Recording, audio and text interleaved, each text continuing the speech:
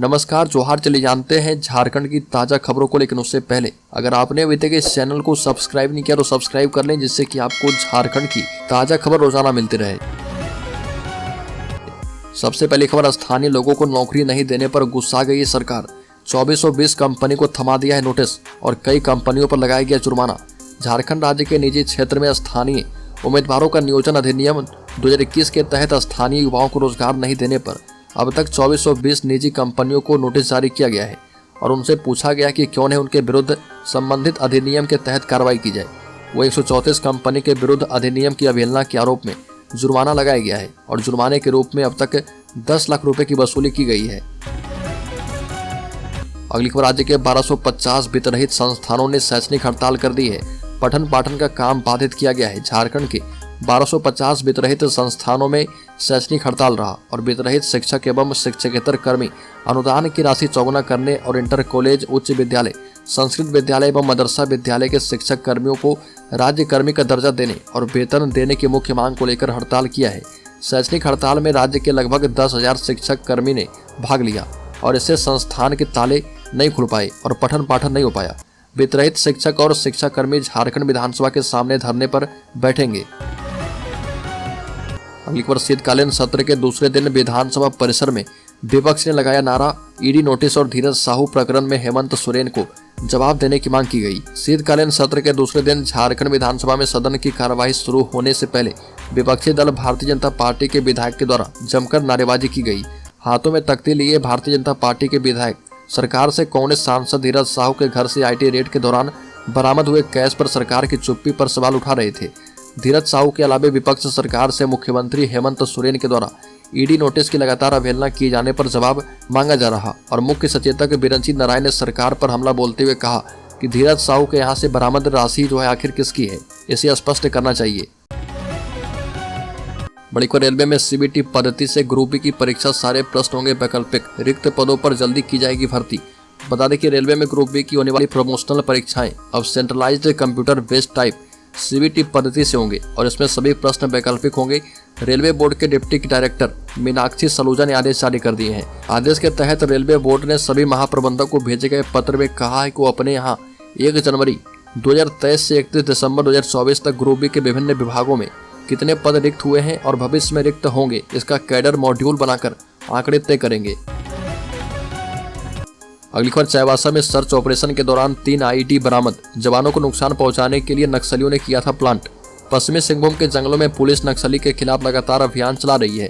इसी क्रम में 3 आईईडी मिले हैं। सुरक्षा बलों को नुकसान पहुंचाने के उद्देश्य से आईईडी लगाए गए थे। चाईबासा पश्चिम सिंहभूम जिले में नक्सली के खिलाफ चलाए जा रहे सर्च ऑपरेशन के दौरान सोनुआ थाना क्षेत्र के ग्राम कुदाबुरु के आसपास जंगल पहाड़ी क्षेत्र में पुलिस जवानों को नुकसान पहुंचाने के उद्देश्य से नक्सली के द्वारा पूर्व में लगाए गए 3 आईईडी बरामद किए गए हैं। बड़ी खबर, खरसावां को मुख्यमंत्री हेमंत सोरेन ने दी है 370 करोड़ रुपए की योजनाओं की सौगात। कहा कि विपक्ष को टीन के चश्मे से नहीं दिखता झारखंड का विकास। मुख्यमंत्री हेमंत सोरेन ने कहा कि जल, जंगल और जमीन बचेगी तभी आदिवासी बचेंगे।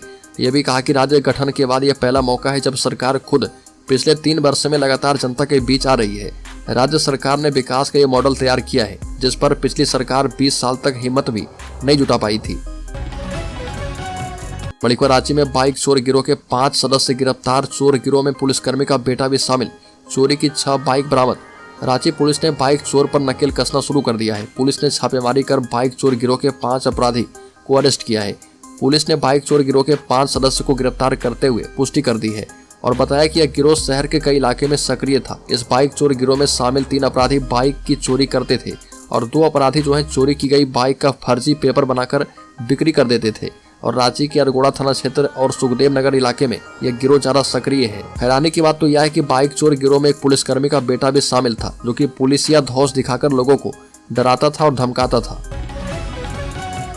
अगली खबर, मंत्री मिथिलेश ठाकुर नक्सली मुठभेड़ में घायल। रंका के थाना प्रभारी शंकर प्रसाद कुशवाहा से मिलने गए। पेयजल मंत्री मिथिलेश ठाकुर ने रांची स्थित भगवान Mahavir Medica super speciality hospital में भर्ती नक्सली मुठभेड़ में घायल हुए रंका थाना प्रभारी शंकर प्रसाद कुशवाहा से भेंट कर उनका कुशलक्षेम जाना। मंत्री ने पत्रकार से बातचीत में बताया कि शंकर प्रसाद के चेहरे की मुस्कान उनके हौसले को बयां करती है। प्रसाद जो है वो खतरे से बाहर हैं और डॉक्टरों की निगरानी में है। ईश्वर से उनके शीघ्र पूर्ण रूप से स्वस्थ होने की कामना करते हैं। अगली खबर, चावल और भी होगा सस्ता, मोदी सरकार ने दिया है कंपनी को दाम घटाने का आदेश। बता दें कि मोदी सरकार ने घरेलू बाजार में चावल की कीमतों को लेकर एक बड़ा कदम उठाया, जिससे मार्केट में चावल के दाम घटेंगे और ग्राहकों को बड़ी राहत मिलने वाली है। केंद्र सरकार ने राइस इंडस्ट्री एसोसिएशन को तत्काल प्रभाव से चावल की खुदरा कीमत में कमी लाने के लिए निर्देशित कर दिया है। इस संबंध में खाद्य और सार्वजनिक वितरण विभाग के सचिव संजीव चोपड़ा ने गैर बासमती चावल के घरेलू मूल्य परिदृश्य की समीक्षा करने के लिए बैठक बुलाई थी और इसमें निर्देश जारी किया गया है। रांची गैंगरेप मामले में एसआईटी का गठन किया गया है। आरोपी अब तक नहीं मिले हैं। तूपुदाना ओपी क्षेत्र के चुकरू में नाबालिग लड़की के साथ हुए गैंगरेप की घटना के 48 घंटे बीत जाने के बाद भी पुलिस एक भी आरोपी को गिरफ्तार नहीं कर पाई है, जबकि पुलिस की टीम ने अपराधी की पहचान कर ली है। इसके बावजूद अपराधी पुलिस की गिरफ्त से बाहर हैं। मामले को गंभीरता से लेते हुए एसएसपी चंदन कुमार सिन्हा ने हटिया डीएसपी के नेतृत्व में एसआईटी का गठन किया है। एसआईटी में 3 इंस्पेक्टर समेत 8 पुलिसकर्मी को शामिल किया गया। सिटी एसपी राजकुमार मेहता ने बताया कि एसआईटी ने मामले की जांच शुरू कर दी है। झारखंड में स्थानीय नेता पर फिर से घमासान के आसार। हेमंत सोरेन का आरोप है कि भाजपा इसे लेकर लगाएगी अड़ंगा। विधानसभा के शीतकालीन सत्र में भारतीय जनता पार्टी राज्य के युवाओं में पनप रहे आक्रोश को उठाएगी, जो कि जेएसएससी परीक्षा को रद्द को लेकर है। सत्र के एक दिन पहले ही हजारों की संख्या में युवा विधानसभा पहुंचे थे और सरकार से नौकरी के लिए परीक्षा आयोजित करवाने की मांग की थी। वही नेता प्रतिपक्ष अमर कुमार बौरी ने भी सरकार की नीतियों से आदिवासी युवाओं को नौकरी नहीं मिलने की बात कही और उनका कहना है कि राज्य में हेमंत सोरेन के काल में जितनी भी प्रतियोगिता परीक्षा हुई है उसे लेकर युवाओं के मन में संदेह है। वही हेमंत सोरेन ने कहा कि बार बार स्थानीय नीति पर भाजपा अड़ंगा लगाती है। मणिपुर इंडिया गठबंधन की दिल्ली में होने वाली बैठक में हेमंत सोरेन शामिल नहीं हुए। हेमंत सोरेन के बैठक में नहीं जाने की वजह राजनीतिक कार्यक्रम में उनकी व्यस्तता बताया जा रहा। राज्य विधानसभा का शीतकालीन सत्र भी चल रहा है। इसके अलावा वो लगातार जिलों का दौरा कर रहे और उनका गुमला जाने का कार्यक्रम है। इंडिया गठबंधन की होने वाली बैठक में आगामी लोकसभा चुनाव में सीट बंटवारे को लेकर फॉर्मूले पर चर्चा होने की उम्मीद है। लोकसभा चुनाव में झारखंड मुक्ति मोर्चा की दावेदारी 8 सीटों पर है और झारखंड मुक्ति मोर्चा ने सहयोगी दल कांग्रेस पार्टी पर इसके लिए दबाव बना दिया है। मोर्चा ने पुराने फॉर्मूले को नकारते हुए कहा कि नए सिरे से सीट बंटवारे पर निर्णय होना चाहिए। मणिपुर झारखंड में जातीय जनगणना होगी। कांग्रेस विधायक की घेराबंदी के बाद मंत्री ने भर दिए हामी और लगाए हैं गंभीर आरोप। राज्य सरकार ने प्रदेश में जातीय जनगणना करवाने पर फिर से हामी भर दी है। मंत्री आलमगीर आलम ने पौड़िया हाट के विधायक प्रदीप यादव की घेराबंदी के बाद कहा कि सरकार जातीय जनगणना करवाएगी। इससे पहले प्रदीप यादव ने पिछले सत्र में दिए गए आश्वासन के आलोक में प्रस्तुत कृत कार्रवाई प्रतिवेदन का उल्लेख करते हुए कहा कि सरकार ने जातीय जनगणना करवाने की बात कही थी, लेकिन पेश एटीआर में सरकार के विभाग एक दूसरे पर फेंकाफेंकी करते हैं। इसके कारण जनगणना करवाने की दिशा में 5 माह में सरकार एक कदम भी आगे बढ़ा नहीं पाई है। वहीं इसका उत्तर देते हुए मंत्री आलमगीर आलम को कांग्रेस पार्टी के शीर्ष नेता राहुल गांधी के विचारों से अवगत करवाते हुए कहा कि जातीय जनगणना की वो पक्षधर हैं और ये जनगणना होगी। अगली खबर, झारखंड में 7 लाख नौजवानों ने रोजगार के लिए करवाया है रजिस्ट्रेशन। निजी कंपनी में सिर्फ 6000 को मिली नौकरी।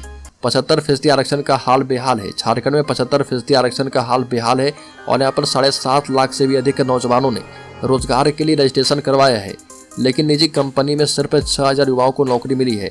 झारखंड में नौकरी के लिए पढ़े लिखे नौजवान मारे मारे फिर रहे और आंकड़े बताते हैं कि राज्य में बेरोजगारी का हाल क्या है। 15 नवंबर 2023 तक के डेटा के मुताबिक नियोजनालयों में 7.5 लाख से भी अधिक युवक युवतियों ने रजिस्ट्रेशन करवा कर रखा है और इनको रोजगार दिलवाने के लिए राज्य सरकार ने झारखंड राज्य के निजी क्षेत्र में स्थानीय उम्मीदवारों का नियोजन अधिनियम 2021 को विधानसभा से पारित करवाया था और सरकार ने दावा किया था कि 40,000 रुपये वेतनमान तक की 75% सीटों पर स्थानीय को नियोजन मिलेगा। अगली बार झारखंड हाईकोर्ट का बड़ा फैसला, अमित अग्रवाल की जमानत याचिका जाएगी दूसरी बेंच में। झारखंड हाईकोर्ट के जस्टिस दीपक रोशन की कोर्ट ने बरियातू स्थित सेना के कब्जे वाली जमीन की खरीद बिक्री से जुड़े मनी लॉन्ड्रिंग मामले में आरोपी अमित अग्रवाल की ओर से दायर जमानत याचिका पर आंशिक सुनवाई की और पूर्व में ईडी की विशेष कोर्ट ने अमित अग्रवाल की जमानत याचिका खारिज कर दी थी। बरियातू स्थित 5.5 एकड़ सेना के कब्जे वाली जमीन की खरीद बिक्री से जुड़े मामले में ईडी ने ECIR दर्ज किया है। पर मुख्यमंत्री हेमंत सोरेन ने साधा पिछली सरकार पर निशाना, कहा कि 20 वर्ष तक रहा कुशासन। झारखंड के मुख्यमंत्री हेमंत सोरेन ने पिछले 2 दशकों से राज्य के गरीब लोगों की कथित कुशासन और उपेक्षा के लिए पिछली सरकार की खिंचाई की। इसके विपरीत कोयले पर 1,36,000 करोड़ रुपए की रॉयल्टी का भुगतान करने में केंद्र के टालमटोल के बावजूद झारखंड ने पिछले 4 वर्षों में जबरदस्त प्रगति की है। सोरेन ने दावा किया कि दिसंबर 2019 में राज्य में झारखंड मुक्ति मोर्चा के नेतृत्व वाले गठबंधन के सत्ता में आने के बाद वह मुख्यमंत्री बने और 15 नवंबर 2000 को झारखंड अस्तित्व में आया और तब से राज्य में ज्यादातर भाजपा का ही शासन रहा है। हेमंत सोरेन ने कहा कि पिछली सरकार ने झारखंड के लोगों, खासकर समाज के कमजोर वर्ग के लिए कुछ नहीं किया है। बड़ी खबर, वृद्ध माता पिता बच्चों से ले सकते हैं 10,000 रुपये भरण पोषण भत्ता। बस करना होगा ये काम। झारखंड विधानसभा के शीतकालीन सत्र में विभागीय मंत्री जोवा मांझी ने वृद्ध माता पिता भरण पोषण, दिव्यांगजन अधिकार और जुवेनाइल जस्टिस रूल सभा के पटल पर रखा और समाज कल्याण विभाग के द्वारा तैयार वृद्ध माता पिता भरण पोषण एवं कल्याण नियम 2014 के तहत भरण पोषण के लिए अपील का प्रावधान किया गया। साथ ही वृद्ध नागरिक की संपत्ति और जीवन की रक्षा के अलावा वृद्धाश्रम के सिलसिले में उपायुक्त की जिम्मेदारी तय की गई है। बता दें कि इस नियम के मुताबिक निहित प्रावधान के आलोक में बच्चों के द्वारा देखभाल नहीं करने की स्थिति में वृद्ध माता पिता इस नियम का सहारा लेकर उनसे भरण पोषण भत्ते की वसूली कर पाएंगे और नियम के तहत भरण पोषण की अधिकतम राशि प्रति माह 10,000 रुपये तय की गई है। बड़ी खबर, 4 साल के अंदर जेएसएससी ने तृतीय वर्ग में 7,587 पदों पर की नियुक्तियां। 38,636 पदों के लिए चल रही है प्रक्रिया। झारखंड में खतियान आधारित नियोजन की मांग उठती रही है। सरकार ने भी स्थानीयता की पहचान के लिए खतियान को आधार बनाते हुए नियोजन में प्राथमिकता देने की बात कही है। इसके लिए सरकार की ओर से विधेयक भी विधानसभा से पारित करवाए गए हैं। इसमें तृतीय चतुर्थ वर्ग की नौकरियों में स्थानीय की प्राथमिकता देने की बात है और 4 वर्ष में झारखंड में तृतीय वर्ग में कितनी नियुक्तियां हुई है, इसकी जांच पड़ताल की गई तो पता चला कि तृतीय वर्ग स्तरीय पदों पर 7,587 अभ्यर्थी की नियुक्ति हुई है। बड़ी खबर, हेमंत सोरेन सरकार के 4 साल होने वाले हैं पूरे। भाजपा जवाब मांगने के लिए तैयार है और आरोप पत्र भी दाखिल करेगी। राज्य सरकार पर अवैध खनन, शराब नीति में अनियमितता, जमीन के फर्जी पत्रक बनाकर बेचने जैसे कई गंभीर घोटाले के आरोप लगे हैं। केंद्रीय एजेंसी इसकी जांच कर रही है। आरोप पत्र में भाजपा के आरोप पत्र में इसे शामिल किया जाएगा और आरोप पत्र में सरकार पर लगे आरोप को भाजपा मजबूती से लोगों के समक्ष रखने की तैयारी में है। रोजगार का मुद्दा सबसे अहम। आरोप पत्र में सबसे अहम हिस्सा रोजगार के वादे पर किए जाने की संभावना है और पार्टी अपने आरोप पत्र में 4 साल में कितने लोगों को नौकरी मिली इसका आंकड़ा भी दिखाएगी।